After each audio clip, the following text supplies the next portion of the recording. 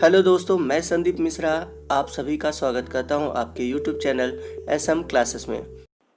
जैसा कि दोस्तों मैं आप सभी को बीएचयू बीएससी एंट्रेंस एग्ज़ाम की तैयारी करा रहा हूं और ये हमारा फिजिक्स से रिलेटेड टेस्ट सीरीज़ नंबर 4 है, जिसमें कि आज हम इलेक्ट्रोस्टैटिक्स से जुड़े हुए जितने भी क्वेश्चन हैं न्यूमेरिकल हैं उनको सॉल्व करेंगे। तो आइए वीडियो को स्टार्ट करते हैं। तो क्वेश्चन नंबर फर्स्ट है, the charge on the body is written as Q equal to N E whose electron is equal to 1.6 into 10⁻⁹ coulomb. The value N will be. तो एक पिंड पर आवेश लिखा जाता है Q equal to N E, जहाँ E इक्वल टू है 1.6 इंटू 10⁻⁹ कूलम। तो जहाँ n के मान है, तो यहाँ पर आपको n का वैल्यू पूछा हुआ है। तो आप सभी इलेक्ट्रोस्टैटिक में पढ़ेंगे Q equal to N E, जहाँ पर E क्या है, इलेक्ट्रॉन। अब बात करते हैं हम n के वैल्यू की। जो n का वैल्यू होता है 0 से लेके +-1 2 3 के आगे होता है। तो यहाँ पर आपको सिर्फ n का वैल्यू पूछा हुआ है। तो सिंपल सा क्वेश्चन है, आपका राइट ऑप्शन है ऑप्शन बी। तो n जो होता है किसी भी बॉडी पे चार्ज होते हैं और ये चार्ज आपका प्लस माइनस हो सकता है या फिर 0 भी हो सकता है।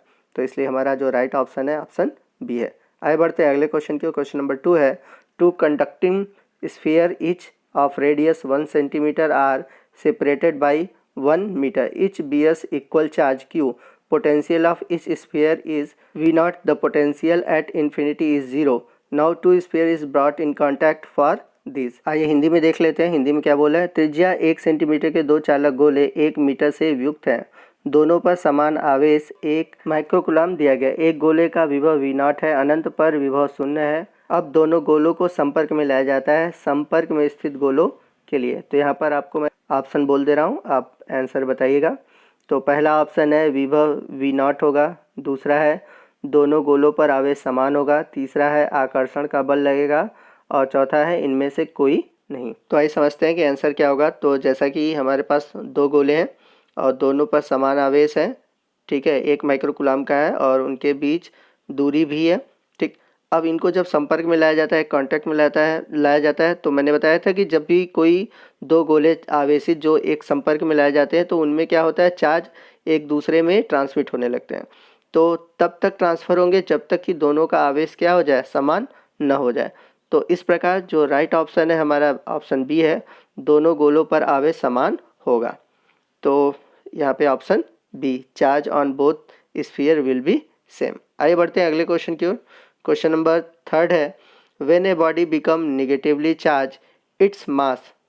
हिंदी में बोल दे रहा हूँ, जब कोई वस्तु ऋणावेशित हो जाता है तो इसका द्रव्यमान क्या होता है। तो यहाँ पर आपके ऑप्शन है घटता है, बढ़ता है, बराबर रहता है और कोई परिवर्तन नहीं आता। तो यहाँ पर आपके पास एक निगेटिवली चार्ज कोई वस्तु है, तो जब भी कोई निगेटिव होता है तो इसका मतलब उसके पास इलेक्ट्रॉन आ रहा है। तो इलेक्ट्रॉन आने का मतलब कि उसका जो मास होता है वो इंक्रीज करता है, और यही अगर पॉजिटिव रहता तो इसका मतलब इलेक्ट्रॉन निकलता तो वहाँ पर द्रव्यमान क्या हो जाता, घट जाता। तो यहाँ पर क्वेश्चन में निगेटिव बोला है, इसका मतलब कि इलेक्ट्रॉन आया है, तो यहाँ पर जो मास होगा वो क्या हो जाएगा, बढ़ जाएगा। तो यहाँ पर राइट ऑप्शन है ऑप्शन बी, इंक्रीज करेगा यानी कि बढ़ेगा। आगे बढ़ते हैं अगले क्वेश्चन की ओर। The cause of charging a body is, किसी वस्तु पर आवेश का कारण होता है। तो आपको बताना है कि किसी भी वस्तु पर अगर आवेश होता है तो उसका कारण क्या होता है। तो पहला है ट्रांसफ़र ऑफ न्यूट्रॉन, न्यूट्रॉनों का स्थानांतरण नहीं होता। ट्रांसफ़र ऑफ प्रोटॉन, ये भी नहीं होता क्योंकि ये दोनों नाभिक में होते हैं। थर्ड है ट्रांसफ़र ऑफ इलेक्ट्रॉन, ये सही है क्योंकि जब भी किसी भी परमाणु या वस्तु में आवेश आता है तो उसका कारण होता है इलेक्ट्रॉन का ट्रांसफ़र होना, क्योंकि किसी भी परमाणु के नाभिक में सबसे बाहर इलेक्ट्रॉन ही होते हैं।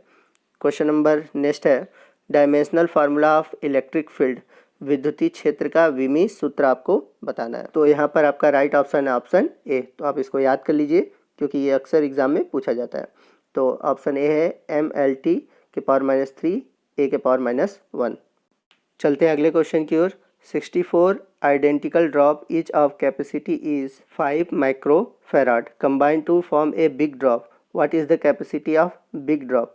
तो 64 समरूप बूंदें जिनमें प्रत्येक की धारिता 5 माइक्रोफेराड है मिलकर एक बड़ा बूंद बनाते हैं, बड़े बूंद की धारिता क्या होगी। तो यहाँ पर आपको बताना है कि 64 समान रूप से बूंदें हैं और प्रत्येक की धारिता है 5 माइक्रोफेराड। तो अगर ये आपस में मिलकर एक बड़ी बूंद बना लेती हैं तो इनकी धारिता क्या होगी। तो आपने इसके लिए फार्मूला पढ़ा होगा, C = n के पावर 1/3 C1। तो यहाँ पर C1 जो है छोटे छोटे बूंदों की धारिता है। तो इस फार्मूले के यूज़ द्वारा हम लोग क्या कर सकते हैं कि छोटी बूंदों से बड़ी बूंदों की धारिता को ज्ञात कर सकते हैं।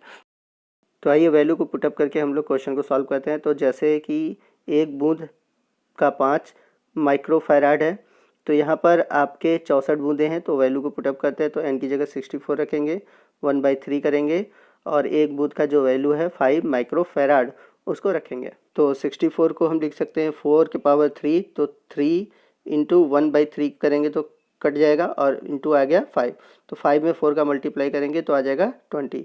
तो एक बड़ी बूंद की जो धारिता होगी 20 माइक्रोफैराड होगी। तो यहाँ पर हमारा जो राइट ऑप्शन है ऑप्शन सी है। ठीक है, आगे बढ़ते हैं अगले क्वेश्चन की ओर। Surface charge density of a conductor is sigma, electric field near it is. तो एक आवेशी चालक का क्षेत्र आवेश घनत्व सिग्मा है, इसके पास विद्युत क्षेत्र का मान होता है। तो जब एक आवेशी चालक का क्षेत्र आवेश घनत्व दिया हो तो इसके विद्युत क्षेत्र का जो रेशियो आएगा वो आता है सिग्मा अपान एप्सिलॉन नॉट। तो यहाँ पर हमारा जो राइट ऑप्शन है ऑप्शन बी है। अगला क्वेश्चन है the charge on any substance can not be less than. किसी वस्तु पर आवेश की न्यूनतम मात्रा कम नहीं हो सकती। तो यहाँ पर क्वेश्चन में पूछा हुआ है कि कोई अगर वस्तु आवेशित है तो उसमें सबसे कम आवेश कितना हो सकता है। तो हम लोगों ने अभी ऊपर पढ़ा था Q = NE। तो अगर किसी भी वस्तु में कम से कम एक तो इलेक्ट्रॉन जाएगा ही, और किसी भी एक इलेक्ट्रॉन का जो आवेश होता है 1.6 इंटू 10⁻⁻19 कूलम होता है। तो अगर एक भी इलेक्ट्रॉन गया तो मिनिमम उसके पास आवेश 1.6 इंटू 10⁻⁻19 कूलम होगा। तो इसलिए हमारा जो राइट ऑप्शन है न्यूनतम मात्रा का वो है ऑप्शन ए। क्योंकि यहाँ पर समझने वाली बात है कि जब भी कोई इलेक्ट्रॉन किसी पर जाएगा तो कम से कम एक इलेक्ट्रॉन तो जाएगा ही, कभी आधा इलेक्ट्रॉन तो जाएगा नहीं। तो अगर एक भी इलेक्ट्रॉन गया तो उसका आवेश कितना हो जाएगा 1.6 इंटू 10⁻⁻19 कूलम हो जाएगा। तो दोस्तों आज के वीडियो में बस इतना ही। मिलते हैं अगले सेट के साथ, सेट 2 के साथ इलेक्ट्रोस्टैटिक के अगले पार्ट में। तो यदि वीडियो आपको अच्छा लगा तो वीडियो को जरूर लाइक कीजिएगा। कोई भी डाउट हो आप हमसे कमेंट करके पूछ सकते हैं। तो आज के लिए बस इतना ही। जय हिंद, जय भारत।